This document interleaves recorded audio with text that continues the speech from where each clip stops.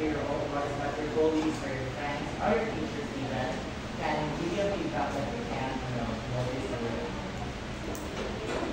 How about your teachers?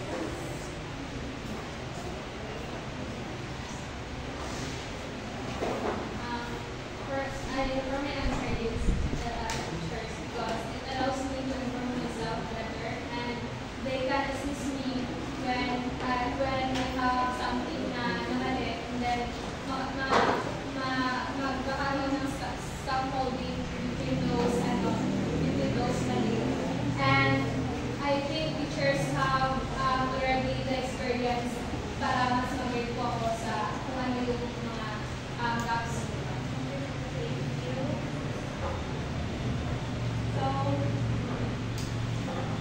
So makita natin may different perspective or one sa task of improving our own performance. So if I would proceed, can you pass your assignments?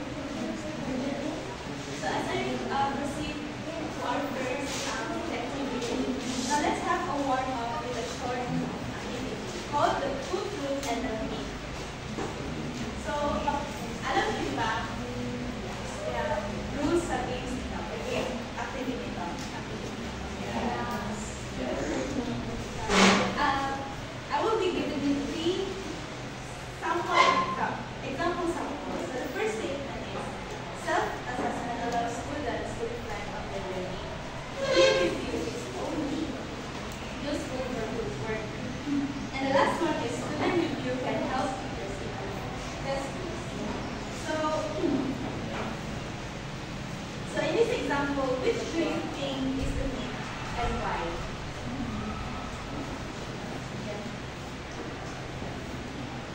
Can I call someone?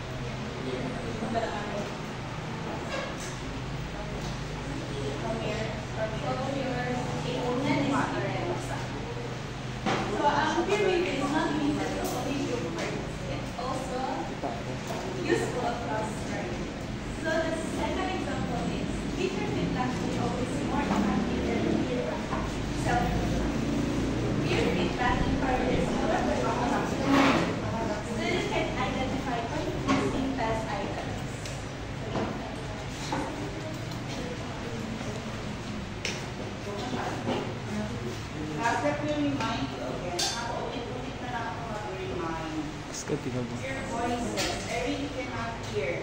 You know what? I need to hear the voice of the students so that I can evaluate the response of the teacher. Mahirap kung narinig yung mga boses din dito sa people.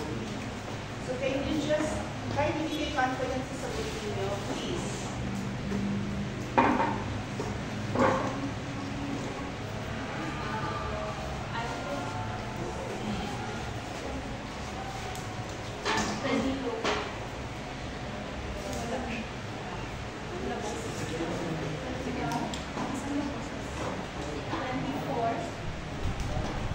Saan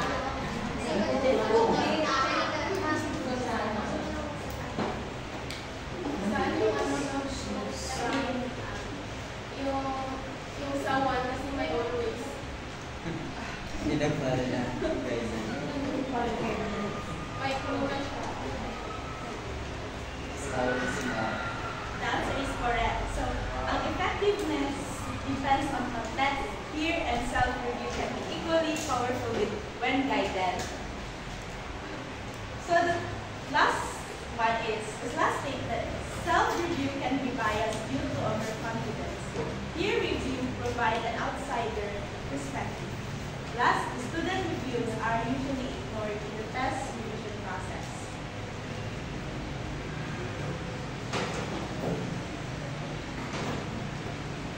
Number 24. I think statement number one, self-review can be biased into the confidence because not all people naman di ba is ang tawag dito. It could be a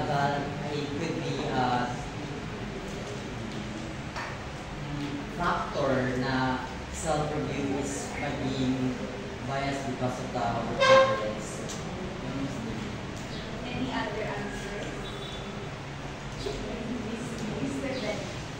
For me, it's brilliant is the statement number 3, just because forward before, because we can use student reviews in improving or in revision, in making a revision in our assessment.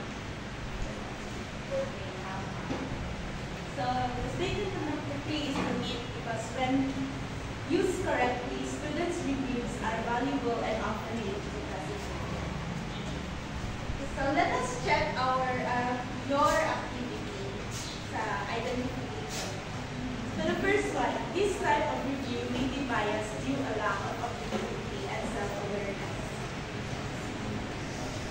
What do you think this really answers?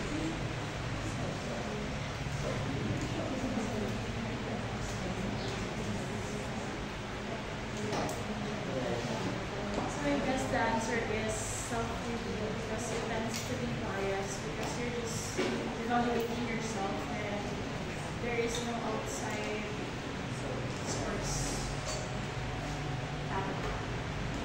So the second one encourages collaboration and allows students to learn from our others' perspective. Next one is builds reflection and metacognitive skills by allowing the reviewer to assess their own work. Next one is can be time consuming for the evaluator but gives clear direction for improvement.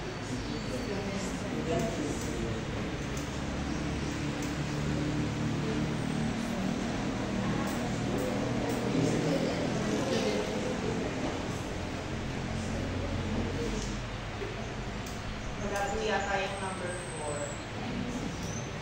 Bakit malabo ang number 4?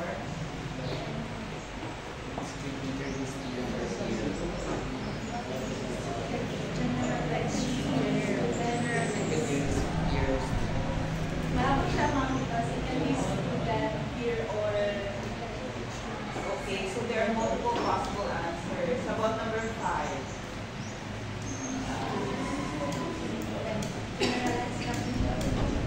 The multiple possible answers.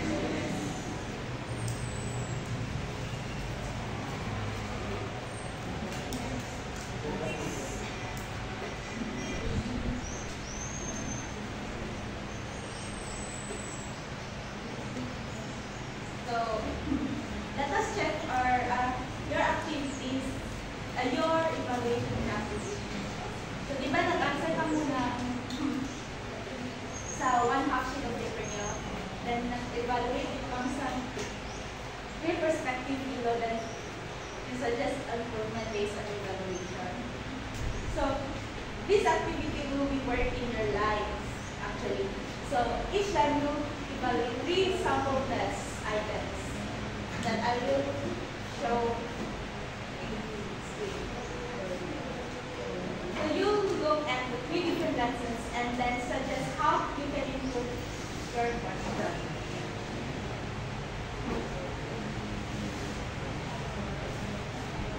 So the first one is,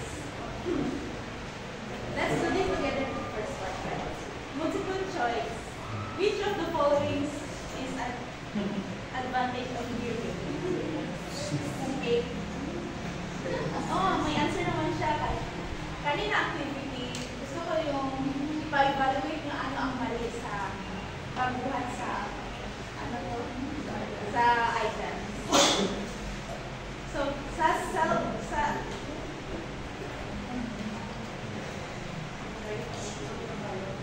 in self-review, pretend that you are the teacher who made the question. And in peer review, pretend that you are the colleague who made the teacher's item.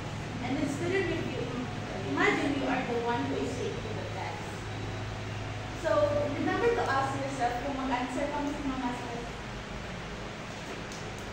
test question is clear or it is fair, or is the wording or student friendly?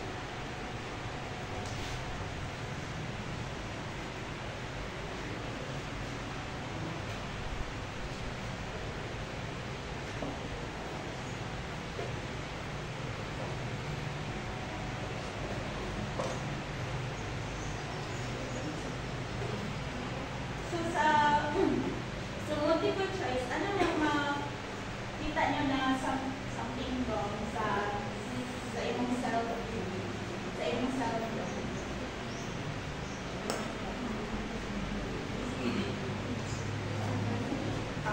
Ano ulit ang gagawin nila? I-review nila itong test item na to. They will identify what is the problem in the test item. Perspective of a student, of the test developer. Okay, kung kayo daw ang gumawa ng test item na yun.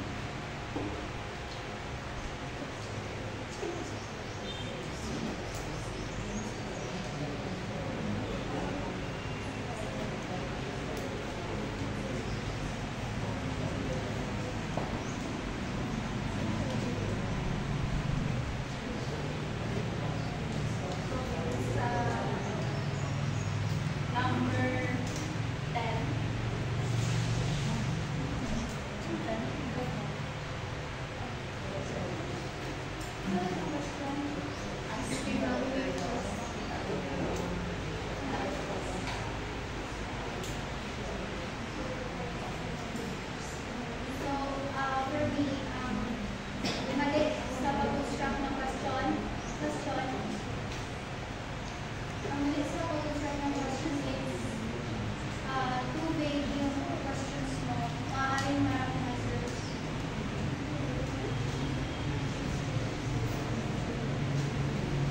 Tapos sa peer review, try mong kauban sa inyong life. Sa mga na-discuss ninyo na mali sa As a peer, kung sa ako naging mo ato, ang mga question, at sa mga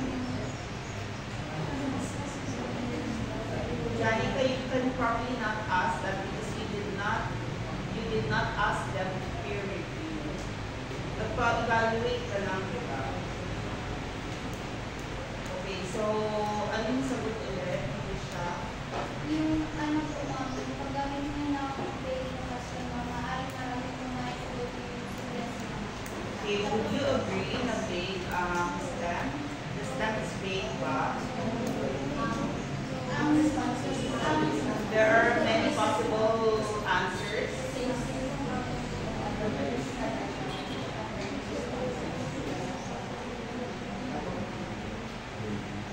Isa man lang ang sagot dyan.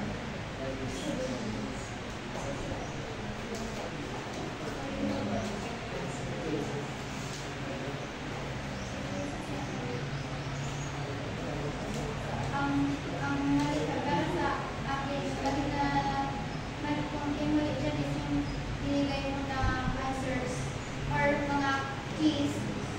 Tapos parang siyang obvious masyado, so parang walang distractor sa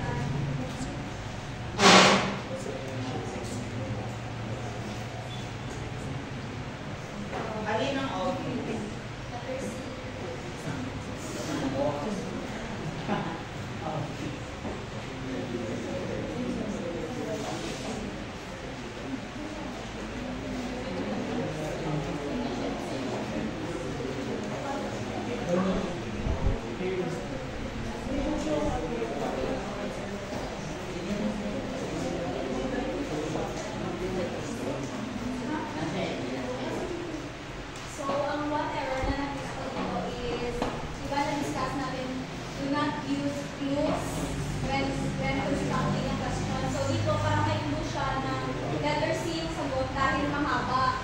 And dapat yung question is maka-assess sa student ng deeper level of thinking nila. So yun yung may sa sample test ng nila. Let us proceed to the true or false question. So what? Ano sa tingin na ano?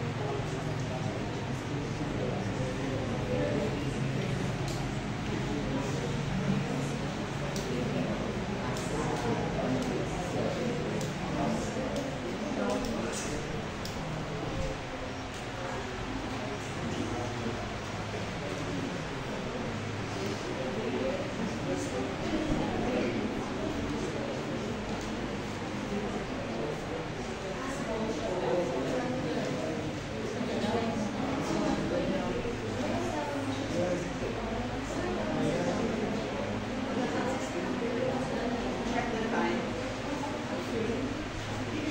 Okay, so sa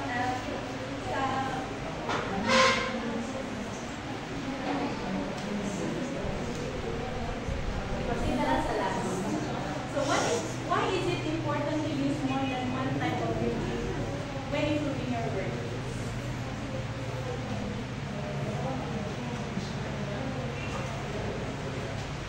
Mr. Yota. So it is really important to use more than one type of review, just like what you said, that where you only peer review, interview, or year review.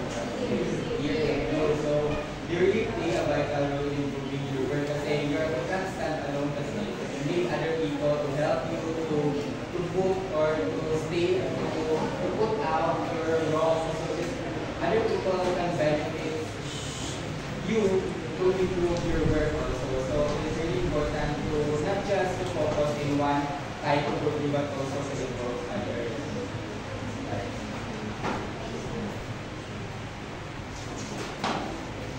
Okay, sige. It was probably discussed in the video, pero let me just check. Kasi, di ba, nagbigay ako ng instructions, di ba? Use scaffolded questioning. You begin with, nabasa niyo yung instructions ko, no? You begin with recall questions from the video. Alright, sige.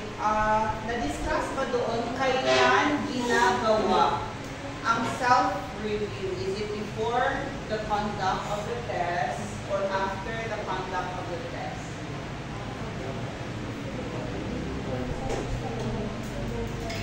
Na-discuss pa sa video?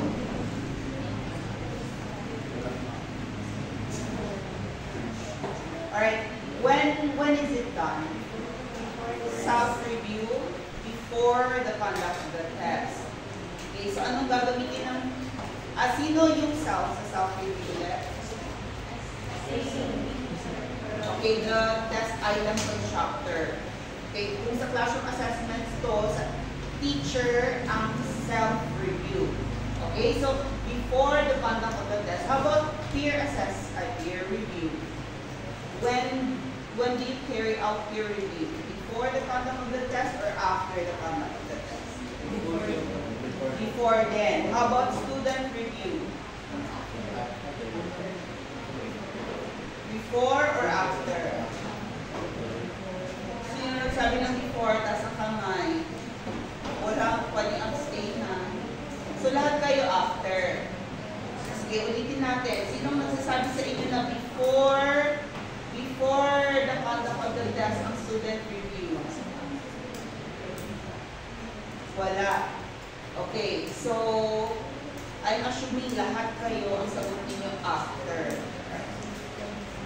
See, why after? Why not before?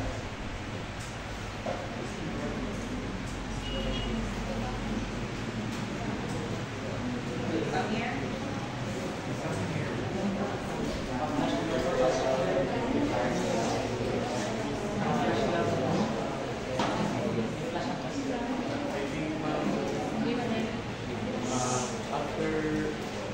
after administering yung test po yung student review. Since yung peer review and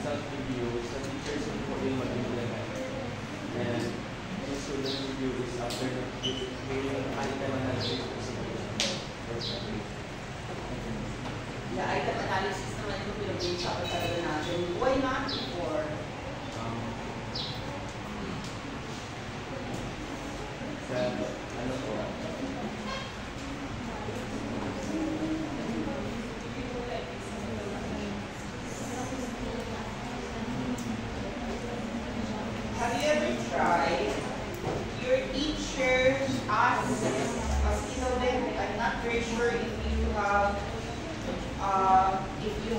an accurate understanding of student review. Can you give me an example of student review? What's our example?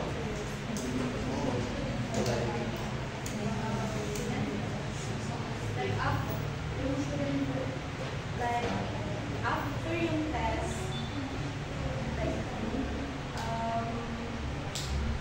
halimbawa na gina-assess mo ang mga item questions, is it hard? Ito na part. Which part finds it difficult or easy? Okay, ginagawa ko yun naman, teacher. Do your teachers ask you after you take the test?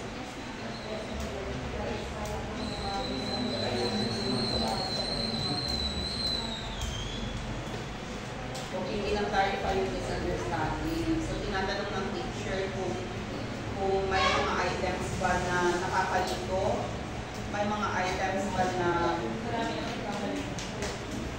marami ang nagkamali.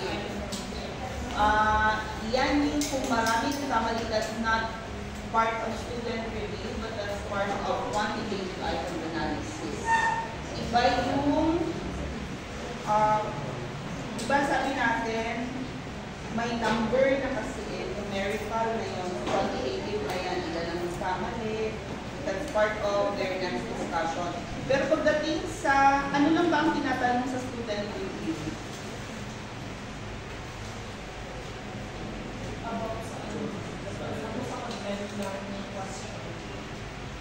Content ng question.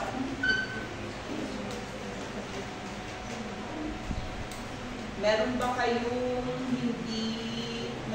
hindi na lesson na lumabas sa exam? Ganun yung mga tanong ng teacher. Meron bang hindi ninyo maintindihan, nalito kayo dito sa question na ito? Some of your teachers ask you informally actually after the exam. Yung iba naman, although mas maganda yung formal talaga na sinusulat ninyo.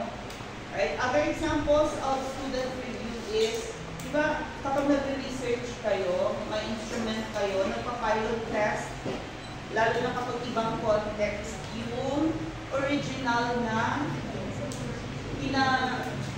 in-applyan ng instrument ninyo. Di ba? You do pilot testing. At sa pilot testing na yan, tatanungin mo kung sino man yung nag-take ng test ng feedback nila tungkol sa test. Okay, so it's always after the conduct. You probably, ano ang magiging problema kung ang teacher binigay niya sa inyo yung test bago pa man yung actual test para i-review niyo?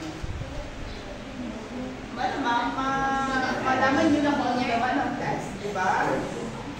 Alright, so ganun lang yung estimation kasi hindi po pwede na makita ninyo before yung test.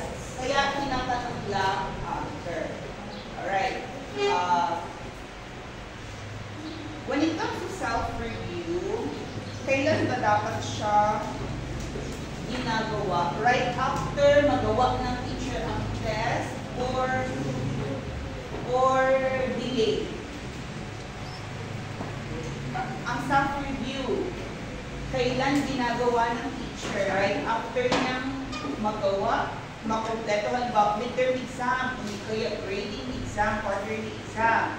Right after ba siya magsa-self-review or delay? Several days after. Right after. Okay, sino may sabi sa inyo right after? Alam mo right after.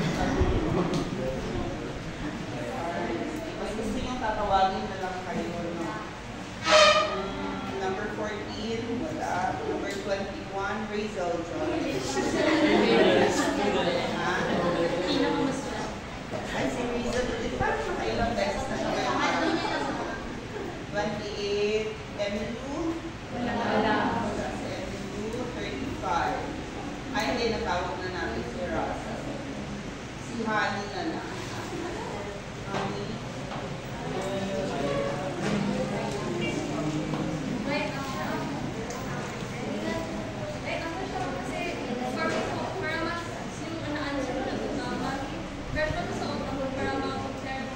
We're talking about self-review, not student review. Self-review, ibig sabihin, yung teacher na gumawa ng test, mag-review ng test items. Alright?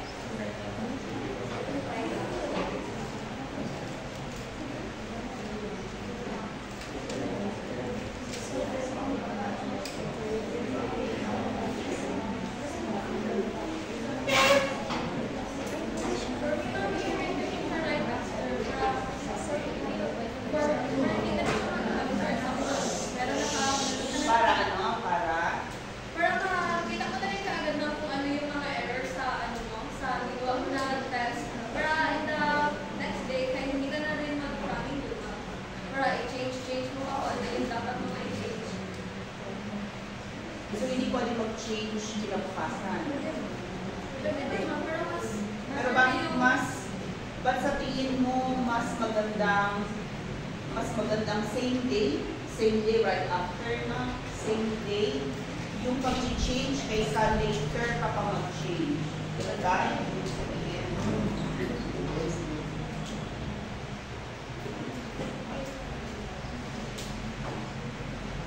Let's have a different contest kasi hindi pa naman kayo nakatry magawa ng exam, no? Okay. How about your PowerPoint presentation? Halimbawa lang, kailan sa mag-i-edit? Kailan mas effective mag-edit? Right after mo siyang nagawa or several days before, after? Ano ang mas effective sa inyo? Ano? Okay, may nag-several days dito. Sino sa inyo nagsasabi right after? Mas effective. Okay? Sino naman nagsasabi sa inyo several days after? Alright, sige, bakit several days after? You can. Several days after, I think, in my own experience, kasi you can really point out what are the flaws on the presentation itself. Might be, there are several factors. In my own experience, I can notice it when the different presenters, like, ganito pala, so I will just apply, I will change it or apply to my presentation. Or your teacher advised me to do so. There are like several factors affecting in your, bakit several days. Kasi if wala namang pinagkaiba, magawa ka ng PPT mo, tapos right after, mag-edit ka, parang walang pinagkaiba. Like, same thing din. Okay, so you're saying na usually na-overlook mo yung mga errors kapag right after? Yes, mag-check? kasi it's like, wala namang pinagkaiba, mag-edit ka right after, same thing. Ginagawa ko pa din yung PPT. Okay, sige. Sino yung similar ang experience like yan? Na hindi nila masyadong nakikita yung error kapag right after silang Alright, actually the answer there, class, is that it should be several days after. Why? Di ba kapag pagod na yung isip ninyo, you tend to be blind to your errors. O hindi kaya pag proud na kayo, natapos yun na, parang doon na kayo feeling nyo nakaka-perfect na ng gawa nito. Pero tingnan nyo siya several days after, magugulat na lang kayo, hindi ko nakita itong spelling error ko, itong grammatical error ko, itong content na to, hindi pala siya appropriate. Parang ganun din, di ba, kapag magawa kayo ng research, you tend to be blind to the flaws in your work kapag hot or excited pa kayo masyado or proud pa kayo masyado. You become more objective when there is like a cooling off period. Tawag natin this class cooling off period. Kaya ang teacher, hindi po pwedeng kung bukas ang exam ngayon siya magawa. Hindi niya makikita ang error sa test items niya. Alright? Or hindi kaya may makita man siyang error, very limited lang at hindi niya makikita yung ibang errors. Diba minsan nga pag may gawa kayo, ilang beses yan na pag-i-edit. Yung nakita yung kulang ngayon, hindi nyo nakitang kulang ngayon, makikita nyo siya several days later. Kasi nag-restructure na rin yung brain ninyo, etc. Okay? So, ulitin natin, self-assessment should be, self-review should be done after some cooling off period, several days after that siya. So, ngayon, sabi natin, medyo may subjectivity, no, kapag right after. Medyo mas objective na siya several days later. Pero bakit useful pa rin na mag-peer review tayo at minsan hindi sapat pa rin yung self-review? Sa isang teacher na master na yung kanyang lesson, nagawa siya ng test related sa naituro niya. Ni-review niya several days after niya nagawa. Bakit hindi pa rin sapat yun? But ideally, dapat may peer review pa rin or review ng colleagues pa rin. Or review ng kanyang master teacher or kung sino man yung nag-review ng mga grading. Why is that? Another perspective. Kanina actually na class dyan, multiple perspectives are important. So kahit na ikaw, you become very objective already in checking your work, there are some aspects that you might still overlook, which a peer can detect. Napansin nyo, mas magaling na tayong magbantay ng mali, diba? Kaysa mali natin, tama na? Ang bilis natin ma-point out yung mali ng iba, that's one of the reasons why peer review is good. Meron kasi tayong certain attachment doon sa gawa natin, kaya nabablind pa rin tayo kahit na may cooling off period na ito. Alright? And minsan, meron din talaga tayong lapses in understanding. Yung makita ng peer mo, may dalawang possible answer ko dito sa gawa mo. Ang problema lang sa ating class, ito I hope pag nasa DepEd kayo, you are open to constructive corrections. Minsan kasi, may mga teachers na ayaw nilang nakukorrect sila. Bakit nga ba? Sana yung culture natin of correction, yung iba naman kasi ang yabang mag-correct mo. Akala mo, ang galing-galing. Yan. So, we also have to learn how to give feedback in a way na constructive at hindi yung pagiging defensive yung pagbibigyan natin ng feedback. Alright. Let's see. Ano po ba yung ibang nanood ko dito?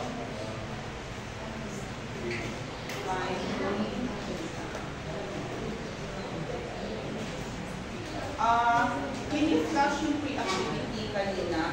Statement number 3 daw.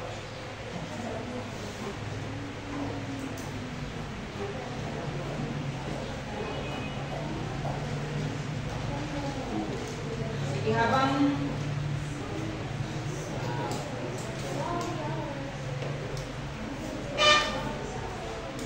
class of students, di ba nag-evaluate kayo ng teachers niyo? Yes. Part ba yan ng student reviews, item analysis?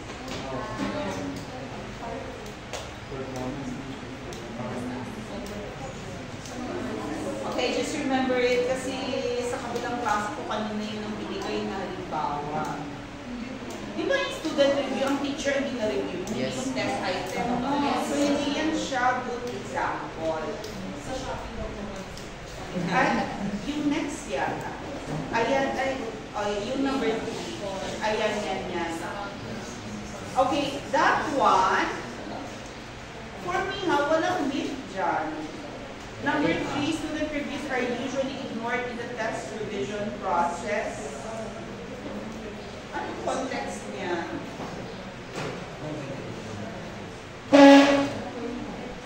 Usually ignored in the test revision process.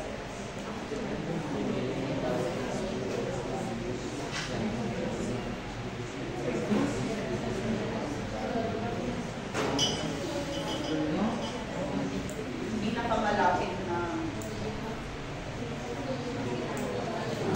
Marami kayong teachers na hindi sila actually nagkukuha ng feedback galing sa inyo sa test nila. Right? They don't change. Meron akong teacher dati class, na teacher ko siya sa pang-undergrad na subject. Tapos na teacher ko din siya sa graduate course ko. So ano yung, like walang, something like walang change, walang improvement, hindi siya kumukuha ng feedback sa students niya para ma-improve niya yung, halimbawa, assessment task niya. Pag in-apply niya na ito sa ibang konteksto naman. Okay, so based on my observation, tama naman itong third na ito na na-ignore usually yung students sa test revision process. Sige, yung last question ko na lang, ano yung advantage ng student review na limitation ng self at saka peer review? Meron ba advantage ng student review na limitation ng self at saka peer review?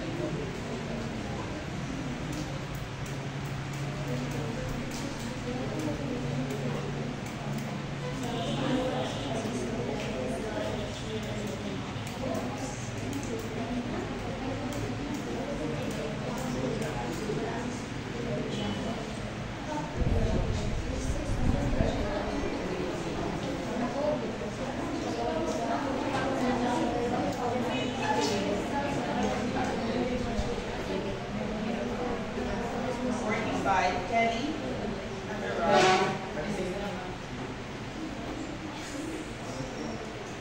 ito bang si Kuya ay nag-drop na sa klase ko? Paulo, sabihan mo nga siya. This is the last time he has to be absent. Parang ilang weeks ko na siya hindi nakikita sa klase. Kung absent na sana siya ng Monday, Wednesday, sana i-make up niya man lang ng Friday, di ba? Pero absent pa rin.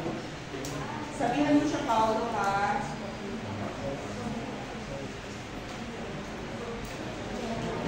Na pumunta sa guidance at humingi ng slip. At mag-explain kung bakit matagal na siyang absent.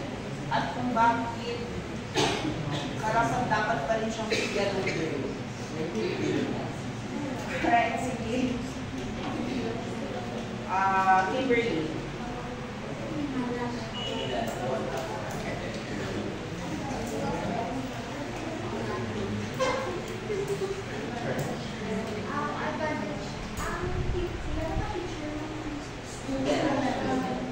Advantage ng student review na maalam limitation ng teacher at saka yung peer review, self or peer review.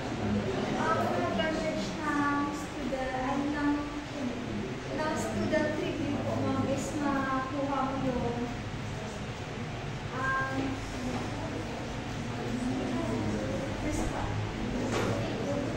response ng student po. And then, ang sa limitation po na sa self-review at sa peers, sa self-review is yung sa sarili mo lang po, your own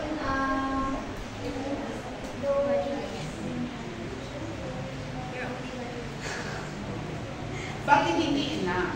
Bakit hindi enough yung ikaw lang na test developer at saka yung, di ba? ikaw master mo naman na. Tapos yung polling mo, master niya din. So dapat enough na yun. Bakit nagsa-student review pa rin? Yun yung tanong. Hindi ko na ng student. Kasi para po sa kanila yung ginawa na test or para malaman mo po kung ano ba talaga test kung saan sila nahihirapan. Kasi hindi masasagot yan ng teacher kung saan nahirapan ng estudyante. Alright, sige. Minsan nakala ng teacher at ng co-teachers niya, maganda na yung item. Kasi na-gets nila. Pero yung level of difficulty ng language pala ay hindi angkop sa level ng estudyante. May na-encounter kayo, di ba, na mahirap intindihin, complicated, masyado na question.